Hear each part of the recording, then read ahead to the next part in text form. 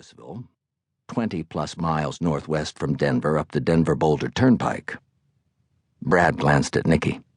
"Tell him to start on the outside," he said flatly. "Give us a minute. Bring Kim in when she arrives." Kim Peterson, the forensic pathologist, would determine what the body could tell them post-mortem. Nicky headed for the van without comment. Brad turned his attention back to the small barn, the shack, the farm shed, the killer's nest. The rest of the story was here in the dark corners. The walls had watched the killer as he'd methodically ended a woman's life. The work table had heard his words as he confessed his passions and fears in a world turned inside out by his compulsions. It had witnessed her pleas for mercy, her dying moans. Careful not to step on the exposed markings in the dust, Brad entered the room and approached the wall on which the woman was affixed. He stood still, filtering out the sounds of voices from a dozen law enforcement personnel outside. The hum of rubber on asphalt from the main road 200 yards down the driveway settled in with the sound of his breathing. Both faded entirely as he brought his senses in line with the scene before him. Her nude torso rose pale in the glow of a single light shaft. As though by magic, her body seemed perched on the wooden wall behind her, both arms stretched out on either side. Two round dowels that supported much of her weight protruded from the wall under her armpits.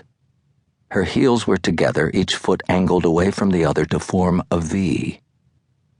A white veil of translucent lace had been carefully arranged to cover her face, like a bride. The outthrust posture sent a collage of art history remnants cascading through his mind. The Venus de Milo, 1,000 renditions of the crucifixion, the Louvre's winged victory statue, her marble bosom jutting forward as if it belonged on the prow of an ancient ship plowing through a Mediterranean surf. But this was no museum. It was a crime scene, and the mixture of cruelty and ostentation pouring from the garish exhibit filled him with a sudden wave of nausea. Slowly, his analytical faculties began to reassert themselves. She was naked, except for thin cotton panties and the veil. Blonde, white, everything about the placement was symmetrical. Each hand was set in identical form with thumb and forefinger touching. Each shoulder, each hip had been carefully manipulated into perfect balance. All but her head.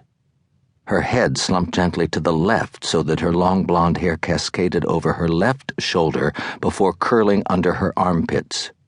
Through the veil he could see that her eyes were closed, no blemish, no sign of pain or suffering, no blood. Only blessed peace and beauty. She could as easily be an angel painted by Da Vinci or Michelangelo, the perfect bride.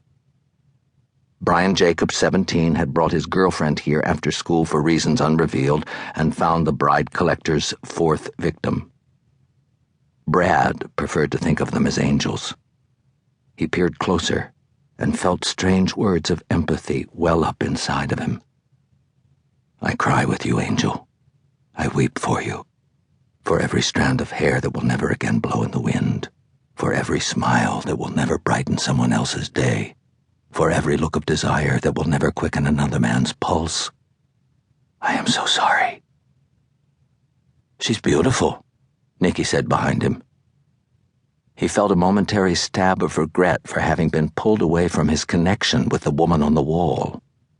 Nicky walked past him, eyes fixed on the woman, touching his arm gently with her fingers as she passed. Her breathing was steady, slightly thicker than usual. He knew the cause, the dark waters of the killer's mind, which she now probed by staring at his handiwork. Like an avalanche, the poignancy of his relationship with Nicky crashed through his mind, and then was gone, replaced by the image of her standing next to the woman.